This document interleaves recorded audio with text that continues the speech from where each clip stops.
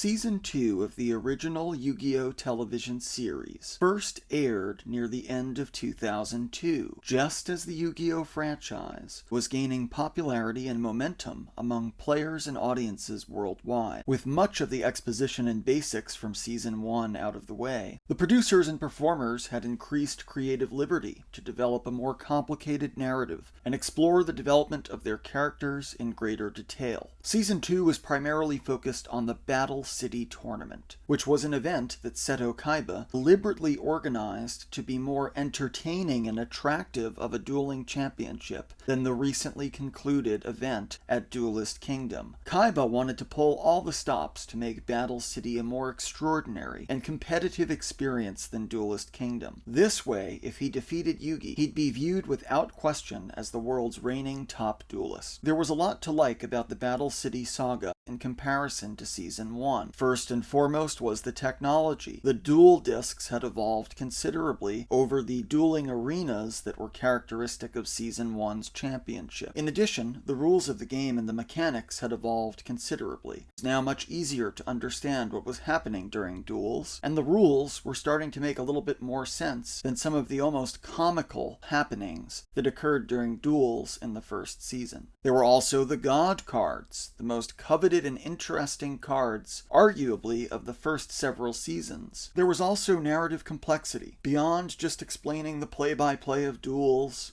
or being a 30-minute advertisement for Konami products, you could see the narrative and the character development had changed a lot in the second season over what was characteristic in Season 1. And lastly, a lot of the characters were very entertaining, both new and old. You had the introduction of new villains like Merrick, who was a very memorable and very well-acted villain, easily on par with the performance that we saw from Pegasus in the first season. An often overlooked aspect that made Season 2 so special was the cast of Merrick's rare hunters, an elite squad and secretive cult of professional duelists who broke every rule and pulled every trick necessary to win games. These rare hunters made the eliminators of Duelist Kingdom, people like Panic or the Paradox Brothers, look like novice-level duelists by comparison. In this video, we're going to share our ranking of our top 10 favorite rare hunters from the Battle City Tournament. This ranking is based strictly on our opinions and how memorable, interesting, and distinguished each character was in the narrative and the vintage lore of the Battle City Tournament. Rare Hunter number 10, Arcanas Servant. This was a rather insignificant rare hunter in the original series. The individual's only job in the show was to escort Yugi to the location of the duel with Arcana.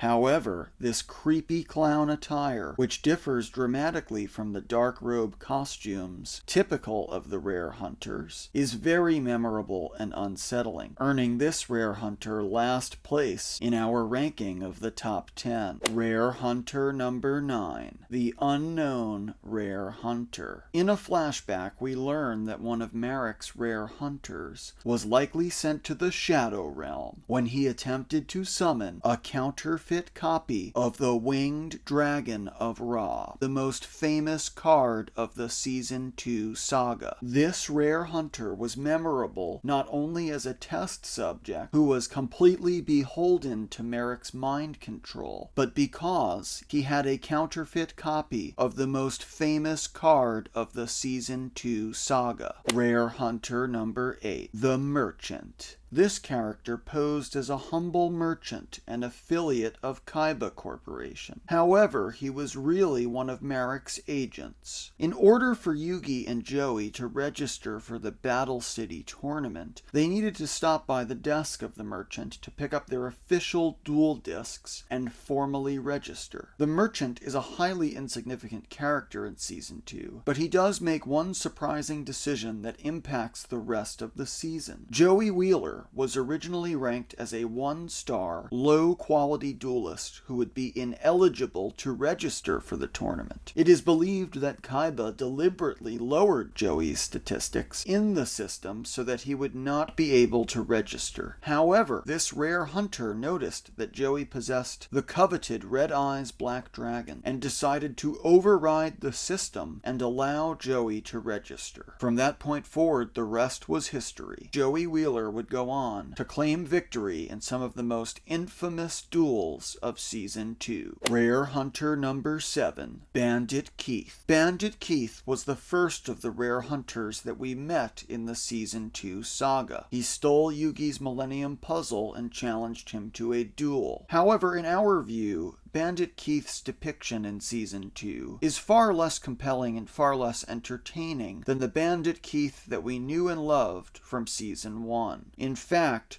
while he is a familiar face, and he does play many of his iconic machine cards in this series, the overall depth of his character and the overall entertainment value of how he is portrayed is at or beneath the Bandit Keith from Season 1. Rare Hunter number 6, Loomis and Umbra. Double duels are very uncommon in the original Yu-Gi-Oh! Series. Loomis and Umbra participate in one of the most infamous and memorable duels of the second season. The duel between Yugi and Kaiba and Loomis and Umbra harkened back to the original 2 vs 2 duel that we saw at Duelist Kingdom between Yugi, Joey, and the Paradox brothers. The duel was one of the most memorable of the entire Battle City tournament. It was one of the few times that Yugi and Kaiba teamed up to defeat a rival in the original series. And for fans of Labyrinth of Nightmare, Loomis and Umbra use the infamous Masked Beast card, one of the most coveted ultra rares of the entire set. Rare Hunter number 5, Arcana, also known as Pandora. Arcana's magician deck is very similar to Yugi's, and the premise of their duel is a very entertaining and memorable one from the second season. This was a very memorable duel, not only for the high stakes of the competition, but also because Arcana was a very memorable foil, if you will, to Yugi. While Arcana's deck was filled with magician-themed cards, he clearly did not believe in the heart of his cards and served as a unique and memorable foil to Yugi during the Battle City tournament.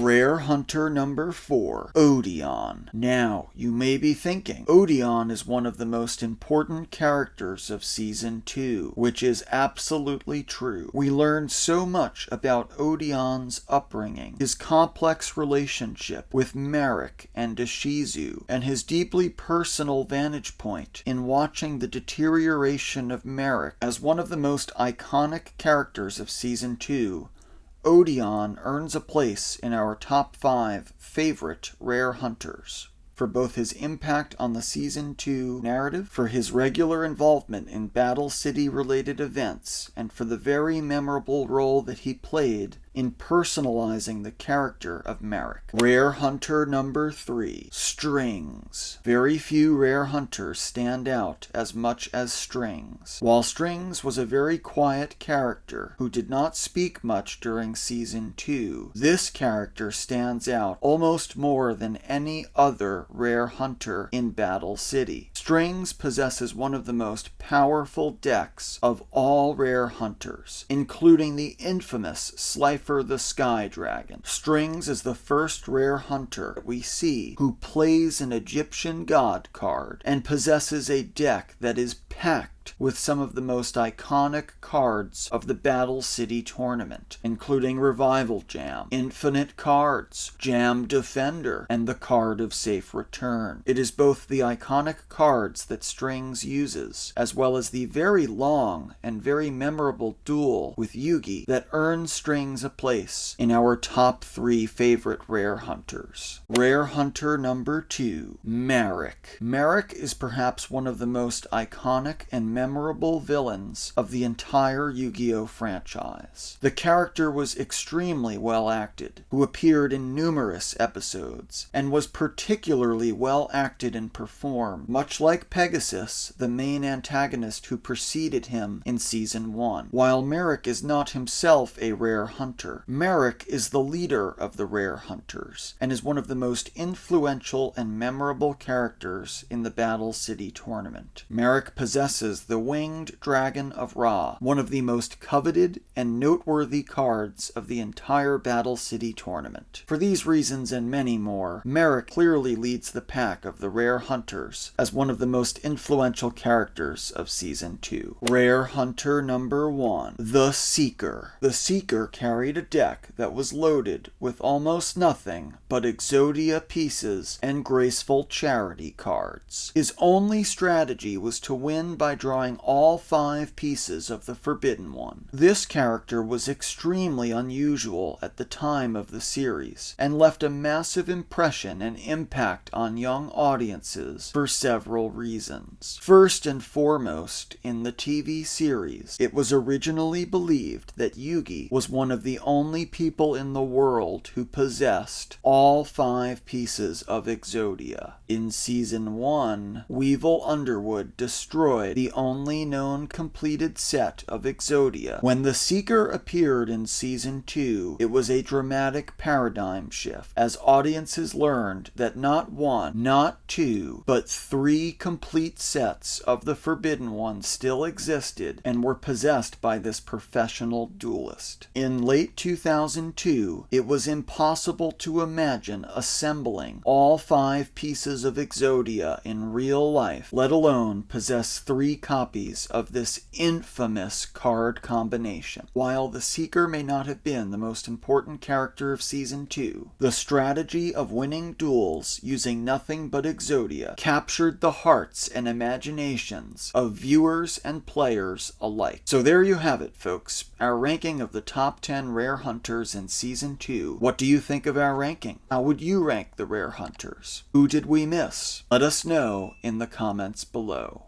Thanks for watching. Be sure to like and subscribe for more original content about the vintage Yu-Gi-Oh market and some of the most iconic cards from the original series. Thanks again.